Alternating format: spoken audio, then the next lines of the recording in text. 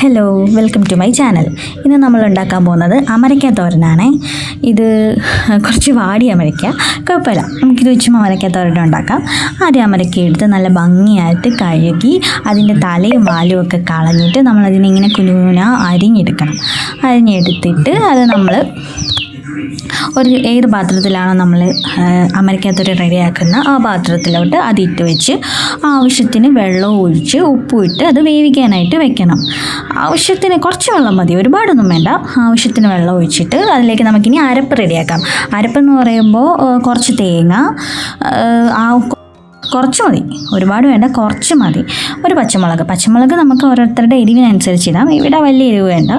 ഒരു പച്ചമുളക്, കുറച്ച് ജീരകം, കുറച്ച് മഞ്ഞൾപ്പൊടി കൂടി ഇടണം. ഇത് മഞ്ഞൾപ്പൊടി ഇട്ടത് ഇതിൽ വന്നില്ല, കുറച്ച് മഞ്ഞൾപ്പൊടി എല്ലാം കൂടി ഇട്ട് ചതച്ചെടുക്കണം. അപ്പോഴത്തേക്ക് നമ്മുടെ അമരയ്ക്ക അവിടെ വെന്തിട്ടുണ്ട്. അങ്ങനെ ആ വെന്ത അമരയ്ക്കയിലോട്ട് നമ്മൾ ഈ ചതച്ച് വെച്ച അരപ്പെല്ലാം കൂടി ഇട്ട് നല്ല ഭംഗിയായിട്ട് ഇളക്കിയെടുക്കണം. എന്നിട്ട് ഇടയ്ക്ക് ആ മൂടി എടുത്ത് അടയ്ക്കണം. എന്നിട്ട് പിന്നെ ഇടയ്ക്കിടയ്ക്ക് തുറക്കണം. അങ്ങനെ ഇളക്കിക്കൊണ്ടിരുന്നിട്ട് അവസാനം നമുക്ക് കടുകെല്ലാം കൂടെ വറുത്ത് അതിനകത്ത് ചേർക്കാം. കടുകൂടെ വറുത്തിടുമ്പോഴത്തേക്ക് നല്ലൊരു മണം വരും.